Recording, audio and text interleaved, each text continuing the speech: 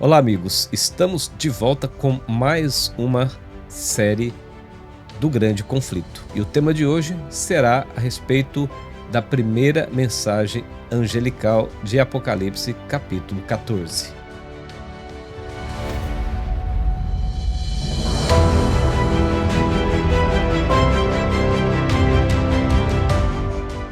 Em um dos discursos que Jesus fez, especialmente no âmbito escatológico, ele declarou de forma muito enfática que um dos sinais que retrata, que descreve, que aponta o sinal do tempo do fim e também a proximidade do seu retorno, da sua volta à Terra, é justamente o sinal da proclamação da mensagem de Deus em toda a Terra. Ele declarou em Mateus 24, verso 14, que este evangelho do reino seria pregado a todas as nações, e então viria o fim. Bom, o cumprimento dessa mensagem é exatamente aqui em Apocalipse, capítulo 14, especialmente a partir do verso 6, com a primeira mensagem angelical sendo proclamada, inclusive a todo povo, a toda língua, a toda nação. Então, Apocalipse 14 faz eco à mensagem de Jesus de Mateus 24, verso 14. Isso significa que no tempo do fim, Deus teria uma mensagem de advertência aos habitantes da terra, e essa mensagem seria proclamada justamente pelos mensageiros, pelos missionários, pelas pessoas que Deus convocou para o seu exército de proclamadores do evangelho aqui na terra, para proclamar a sua verdade, representados aqui no capítulo 14, verso 6, como como anjo que voa pelo meio do céu. Para fazer o quê? Anunciar o evangelho que é eterno. Uma das primeiras coisas apresentadas pelo mensageiro do versículo 6 do capítulo 14 é sobre o evangelho eterno. Agora, por que evangelho eterno? Primeiro, porque evangelho? Romanos 1, verso 16 e 17, Paulo claramente afirma que o evangelho é o poder de Deus para a salvação de todo aquele que nele crê. Agora, por que é eterno? Esse evangelho que salva, esse evangelho que redime, esse evangelho que é uma clara apresentação do poder de Deus para salvar aqueles que se arrependem, aqueles que desejam ter uma vida diferente, aqueles que anseiam pelo céu, pela eternidade e viver no reino de Deus. Esse evangelho que faz toda esta obra gloriosa no coração humano, esse evangelho é eterno porque ele não muda. É o mesmo evangelho. É o mesmo evangelho desde quando foi estabelecido, como descreve Apocalipse capítulo 13, verso 8, por exemplo, o cordeiro que foi morto desde a fundação do mundo. Então esse evangelho já existe desde a fundação do mundo, ele foi estabelecido desde a fundação do mundo. Ele não muda e a gente encontra respaldo bíblico para crer desta maneira. Por exemplo, nós temos o texto de Hebreus 13, verso 8, que afirma que Jesus é o mesmo ontem, hoje e eternamente. Nós temos Malaquias 3, verso 8, que afirma que eu, o Senhor, não mudo. Nós temos Tiago 1, verso 17, que afirma que em Deus não há mudança e nem sombra de variação.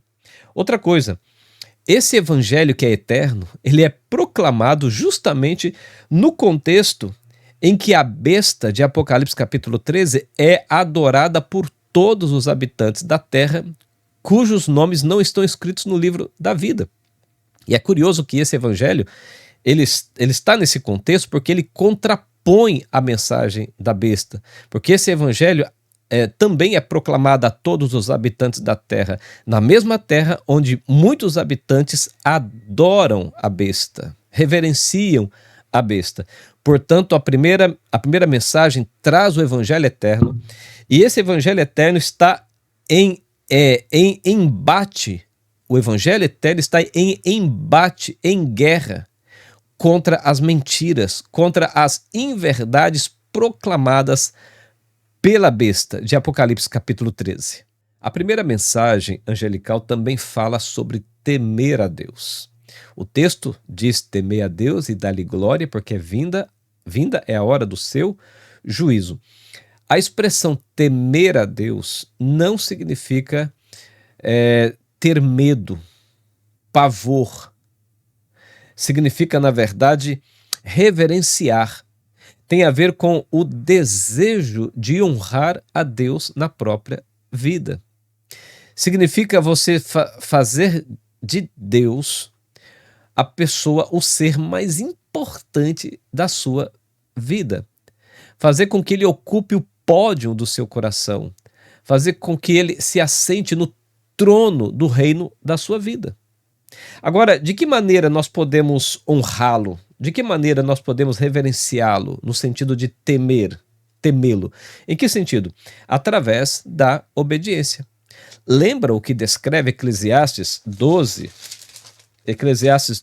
verso 13, que diz o seguinte: de tudo que se tem ouvido, a suma é: teme a Deus e guarda os seus mandamentos. Então, temer a Deus tem a ver com honrá-lo através de nossa vida de obediência. Inclusive, essa é a nota que ecoa no livro do Apocalipse. Por exemplo, no capítulo 12, verso 17, diz o quê? Lá fala que os santos, o povo de Deus, a igreja remanescente, é aquele que guarda os mandamentos de Deus. Inclusive, esse é o motivo da ira do dragão, conforme descreve Apocalipse 12, verso 17. O motivo da ira do dragão é justamente por eles serem fiéis, leais, honrarem a Deus em sua vida através da obediência. E Apocalipse capítulo 14, também verso 12, diz que chama os santos como aqueles que guardam os mandamentos de Deus. Portanto, temer a Deus tem a ver com reverenciá-lo, honrá-lo através da obediência, fidelidade, lealdade, torná-lo no ser mais importante da sua vida. Logo na sequência da expressão temer a Deus, aparece a expressão dar glória a Deus. Essa expressão, ela deve ser entendida como uma consequência de temê-lo. E a maneira mais clara de a gente dar glória a Deus, glorificar a Deus, é através da produção de frutos, em produzir frutos. Por exemplo, em João 15, verso 8, Jesus diz assim, nisto é glorificado meu Pai, em que deis muito fruto, e assim vos tornareis meus discípulos.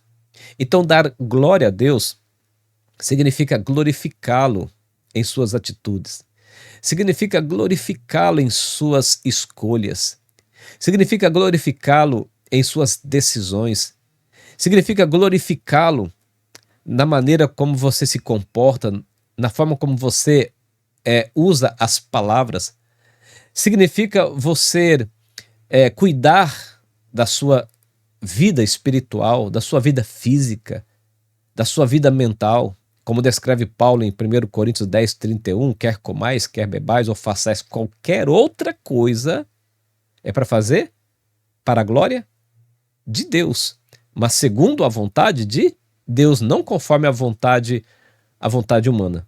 Portanto, temer a Deus e dar-lhe glória tem a ver, no livro do Apocalipse, tem a ver diretamente com lealdade, tem a ver com fidelidade, tem a ver com obediência aos seus mandamentos. É exatamente isso que descreve Apocalipse 11, verso 18, Apocalipse 15, verso 4, Apocalipse 19, verso 5, Apocalipse 12, verso 17 e Apocalipse capítulo 14, verso 12, que fala sobre o povo de Deus como aqueles que são fiéis, leais, em cumprir a sua vontade, em guardar os seus mandamentos. E isso está em consonância com um texto do Antigo Testamento, vários, mas eu vou citar um, Eclesiastes 12, 13, que eu já havia citado anteriormente, não é? sobre a guarda dos mandamentos como sendo um dos deveres daqueles que amam a Deus, daqueles que servem a Cristo de todo o seu coração. Outra expressão que aparece na primeira mensagem angelical é que é chegada a hora do seu juízo, do juízo de Deus. O mundo aqui é exortado. O mundo aqui é exortado a temer a Deus e dar-lhe glória. Por quê? Porque justamente é chegada a hora do seu juízo. E o juízo aqui tem a ver com a primeira etapa do juízo, porque o juízo de Deus, conforme a gente pode entender melhor em Daniel capítulo 7, em Daniel capítulo 8, capítulo 9, né, quando fala do juízo de Deus, esse juízo se divide em 3 fases, é apenas um, mas ele se divide em 3 fases. A primeira fase é a que já estamos vivendo hoje. Por isso que essa mensagem, ela é atual. Ela é para o tempo presente. A primeira fase do juízo já começou e nós chamamos ela de forma didática, pedagógica, nós chamamos ela de juízo investigativo. Depois a segunda fase é a fase que acontece após a segunda vinda de Cristo, que é a fase comprovatória. E ainda tem a terceira fase que vem depois do milênio, depois de 1000 anos, que é a fase executiva. Então nós estamos vivendo hoje a mensagem aqui de Apocalipse capítulo 14, versos 6 e 7, que descreve esta primeira etapa do juízo. Isso sugere que o destino de cada pessoa está sendo decidido hoje, antes da segunda vinda de Cristo. Portanto, amigos, não se esqueça que Jesus virá para trazer a sua recompensa. E eu pergunto, de que lado você estará?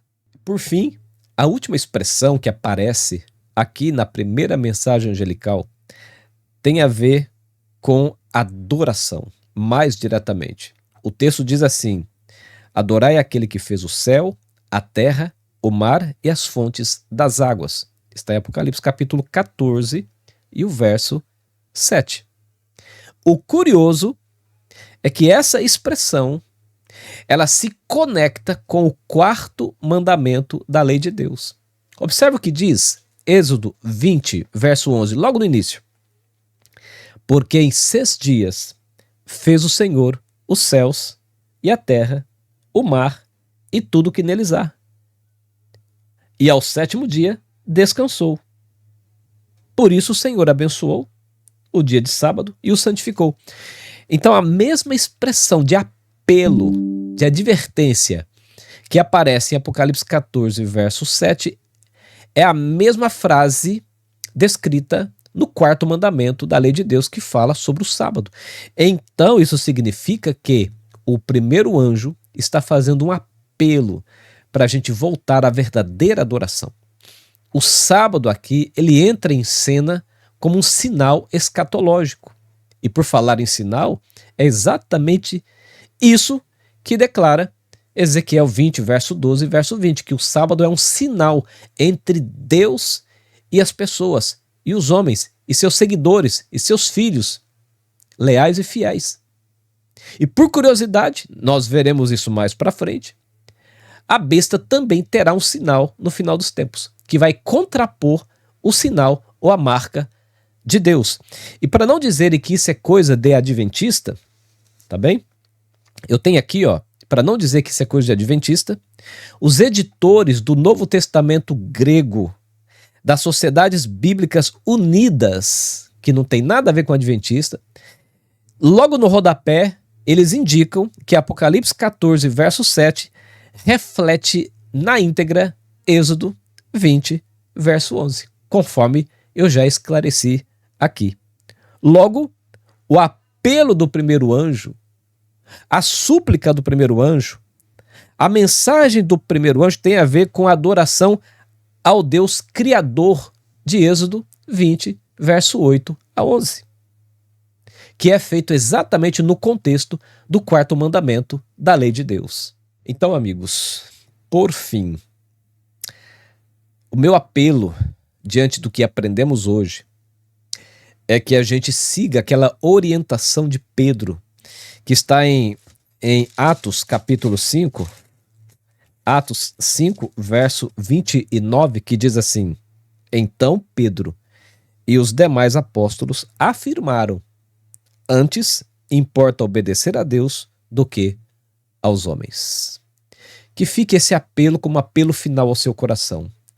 Que fique esse apelo como um apelo para que você siga a verdade e deixe as consequências com Deus. Que esse apelo possa fazer você refletir mais profundamente do quão importante é ter a vida como um troféu de vitória nas mãos de Cristo, nas mãos de Deus. Inclusive, tem uma frase muito tocante de Carson, e eu gostaria de citá-la para você, que é muito impactante, e eu vou encerrar com ela. Ela diz o seguinte: se eu sou fruto do projeto de Deus, então eu lhe devo tudo: vida, energia, tempo, talento ou qualquer outra coisa em que sou solicitado. Caso contrário, estou em desavença com ele, especialmente com o que planejou que eu fosse. Ela está um pouquinho modificada aqui, mas na essência é exatamente isso que Carson afirmou. Se eu sou fruto do projeto de Deus, então eu lhe devo tudo. Tudo, tudo, tudo. Caso contrário, estou em desavença com ele, especialmente com o que ele planejou que eu fosse. Que essa frase ocupe o seu coração. E até o próximo tema dessa série, O Grande Conflito.